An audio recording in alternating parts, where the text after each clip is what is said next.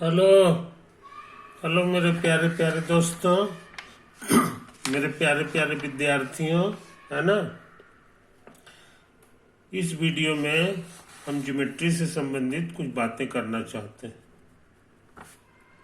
Geometry है कि नहीं। तो पिछले दिनों हम लोग पॉस्टुलेट कर रहे थे,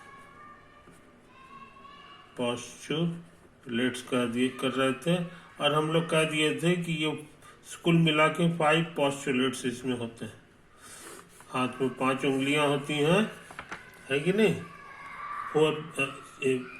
5 पॉस्टुलेट्स होते हैं। इसमें से 1, 2 पॉस्टुलेट नंबर 1 और 2 का संबंध था स्केल से। समझे। शॉर्ट में कहेंगे तो कहेंगे वी कैन अप्लाई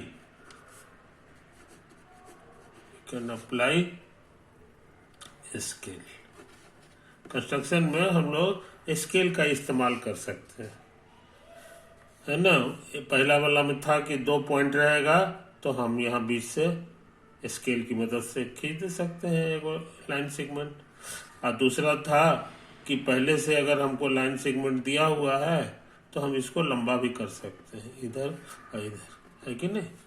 यही दोनों का कहना था। ये दोनों काम में हमको स्केल मदद करेगा।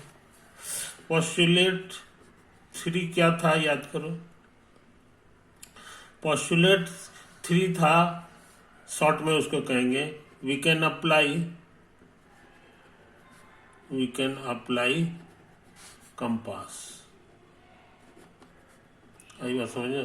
कंपास की मदद से जो काम हो सकता है वो हम लोग कर सकते हैं। कहने का मतलब कि अगर हमको एक पॉइंट दिया हुआ है और एक सेगमेंट दिया हुआ है,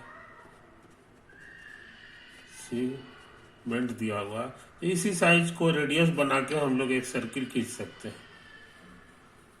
है कि नहीं। ये सर्किल खींच सकते हैं। वी कैन ड्रॉ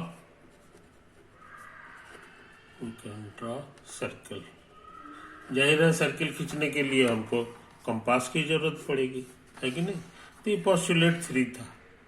अब पॉस्टुलेट 4 क्या था। वो था कि वी कैन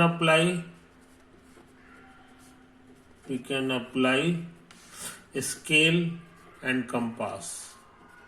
दोनों को हम एक साथ इस्तेमाल कर सकते हैं। याद करो, भूल गया था। कोई गिवन लाइन सेगमेंट रहता था लाइन, स्ट्रेट लाइन, और एक गिवन पॉइंट है, समझे। इस पे हम एकदम खड़ा लाइन खींच सकते हैं। वी कैन ड्रॉ, समझे। खड़ा लाइन को के कारण जो यहाँ पे जो एंगल बनता था ये राइट एंगल कहलाता था। Angle is called right angle. और इस तरह का खड़ा लाइन यहाँ पर और भी नहीं खींचा जा सकता है, एक ही लाइन खींचा सकता है, समझे। तो ये बात को याद रखो। वी कैन ड्रॉ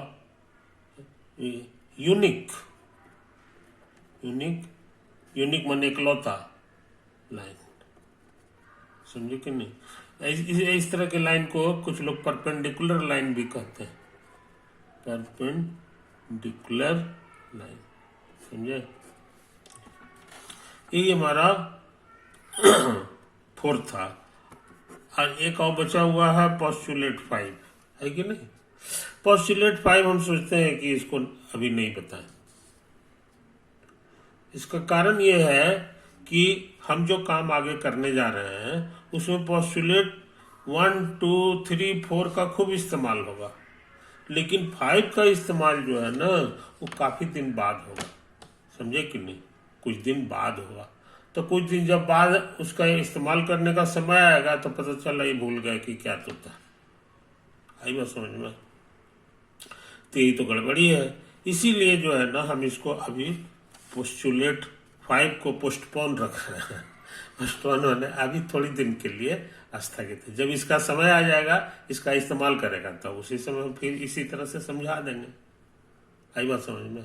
तो इस चीज को समझ लो।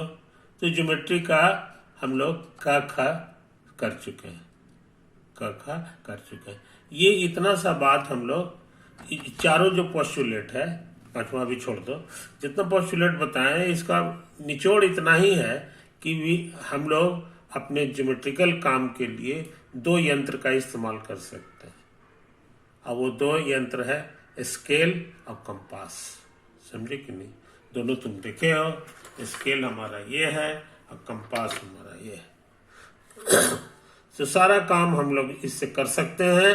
इतना ही बात ये निचोड़ी कह रहा है, चारों के चारों जितना घुमा फिरा के कह रहा है बात, पोस्टुलेट ये सब इतना ही कह रहा है कि भैया तुम जब चाहो तो इन लोग का इस्तेमाल कर सकते हो, जैसे चाहते हो कर सकते हो, है कि नहीं? तो यही बात है। इसका इस्तेमाल लाइन खींचने में करेंगे स्केल का, इसका इस्तेमाल सर्किल उर्किल बनाना रहेगा तो उसके लिए करेंगे, या सर्किल का टुकड़ा बनाना रहेगा तो उसमें करेंगे। यही तो बात है। अच्छा, अब देखो हम क्या करने जा रहे हैं, सोच समझ। एक कंस्ट्रक्शन करेंगे जिसमें हम लोग एक लाइन सेगमेंट ले लें। जो शुरू में लिया जाता है उसको हम बताए हैं, हम ग्रीन कलर से लेते हैं। ग्रीन इसलिए कि ग्रीन जी से शुरू होता है और गिवन भी जी से शुरू होता है। समझो? तो याद रखने के लिए कि क्या दिया हुआ पहले से, तो उसके लिए हम ग्रीन से बना देते हैं ताकि याद रहे कि इसमें ये है कि नहीं, ये शुरू में दिया होगा। अच्छा, अब देखो हम क्या क्या खुराफात करने जा रहे हैं। ज्यादा काम नहीं करेंगे। ये देखो इस बार फिर कंपास ले रहे हैं, है कि नहीं? कंपास का इस्तेमाल करना वाजिब है। तो हम इसको यहाँ पर रखेंगे। इसका दो कोना है, एक ये है एक ये है। यहीं पे इसका कांटा रखेंगे और उसके बाद इसको ऐसे घुमा देंगे। समझे? यही तो आ गया।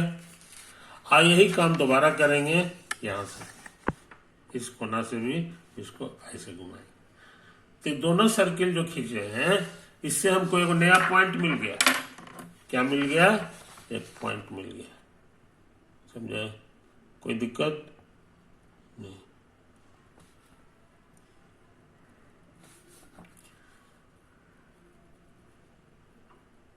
समझे जनाब? तो इसको जरा सा देख लीजिए, कुछ गड़बड़ तो नहीं कर दिए हैं। अरे राम, गलती कर दिए ना? नहीं गड़बड़ हो गया है ना? इसको भूल जाओ। जितना काम किए हैं इसको हम लोग अभी भूल जाए, गलती हो गया हमसे, है कि नहीं?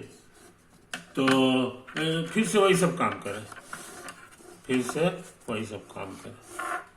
सबसे पहले एक तो लाइन सेगमेंट ले लें ग्रीन कलर का। ग्रीन कलर का, ये ग्रीन है इसका मतलब हो गया कि शुरू में दिया हुआ है। अब हम लोग क्या करेंगे कि इसी साइज को, इसको थोड़ा सा लंबा छोटा बड़ा कर सकते हैं, है कि नहीं? इसको छोटा बड़ा कर सकते हैं ऐसे ऐसे करके। तो हम लोग इसको जानबूझ के इस साइज का कर रहे हैं।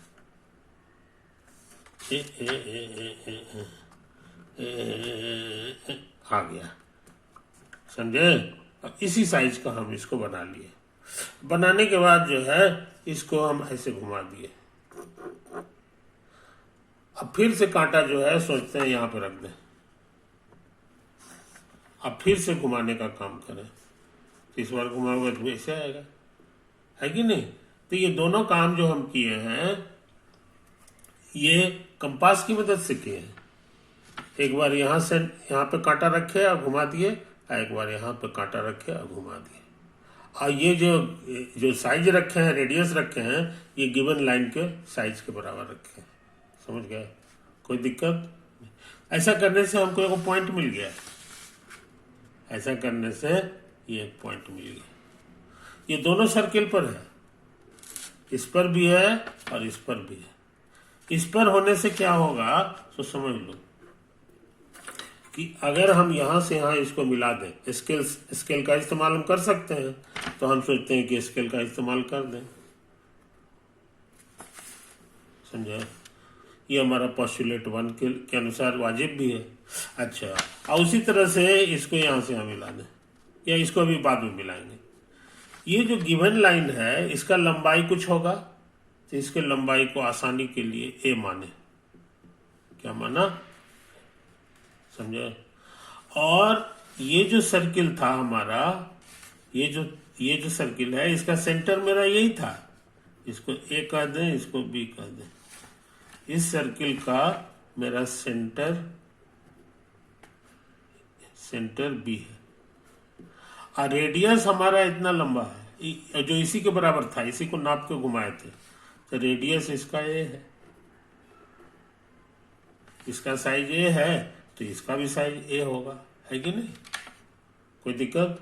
सर्किल का पॉइंट है और ये सेंटर है, तो इसके बीच का जो दूरी है इतना ही रह रेडियस रह गया, और रेडियस हम इसी का साइज का किए थे, ये भी ये हो गया। अब उसी तरह का तर्क हम फिर दे रहे हैं, इसको यहाँ से यहाँ पहले मिला दें, मिला दिए, है कि नहीं? अरे राम, समझे? ये मिला दिए, तो इसका साइज क्या होगा?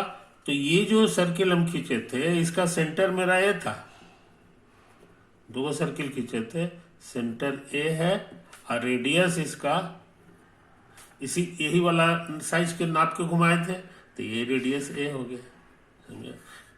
जो रेडियस इसका ए है तो सेंटर और इस पॉइंट के बीच का दूरी भी ए होगा, समझे?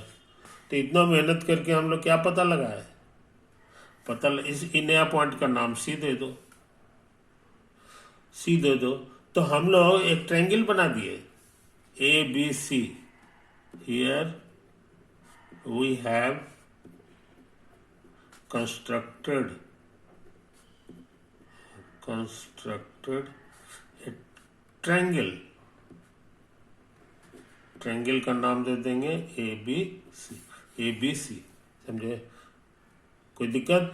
देखो याद रखो, हमको सिर्फ दिया गया था ये हरा लाइन, और हमने एक बेहतरीन ट्रायंगल बना दिया इसी पर। मजेदार बात यह है कि इस ट्रायंगल का तीनों साइड इक्वल है, ये भी ए साइज है, ये भी ए साइज है, ऐसा ट्रायंगल जिसका तीनों साइड इक्वल हो उसको बोला जाता है इक्विलैटरल ट्रायंगल।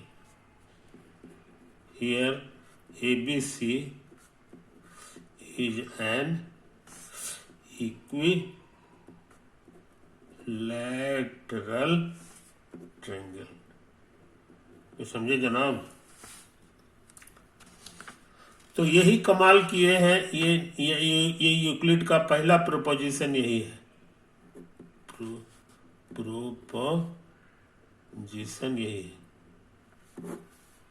कि आपको अगर कोई लाइन सेगमेंट दिया हुआ है तो उस पर आप इक्विलैटरल ट्रायंगल बना दे सकते हैं।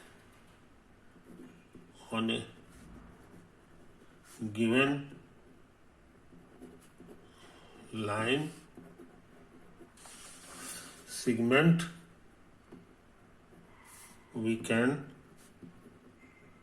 we can draw an equilateral triangle। समझे? इसी का नाम है प्रोपोजिशन 1 या थ्योरम 1। है कि नहीं? यहाँ जो हम लोग ये सब काम किए हैं इसका नाम है प्रूफ। इसका नाम क्या है? प्रूफ। तो ये प्रूफ भी हम लोग कर दिए कि ये जो ट्रायंगल हम लोग सी एक ऐसा पॉइंट खोजे कि हमारा नया ट्रायंगल बन गया है एबीसी, इसमें तीनों साइड इक्वल है। समझे ये चीज? तो आज हम बहुत इंपॉर्टेंट काम किए। आज हम पोस्टुलेट्स चारों हम लोग मोटा मोटी जान गए और फिर एक थ्योरम भी कर दिए। थ्योरम नंबर 1 यही है, इसको याद रखियो, कभी मत भूलना कि गिवन लाइन पर आप चाहें तो एक इक्विलैटरल ट्रायंगल बना सकते हैं। ओवर।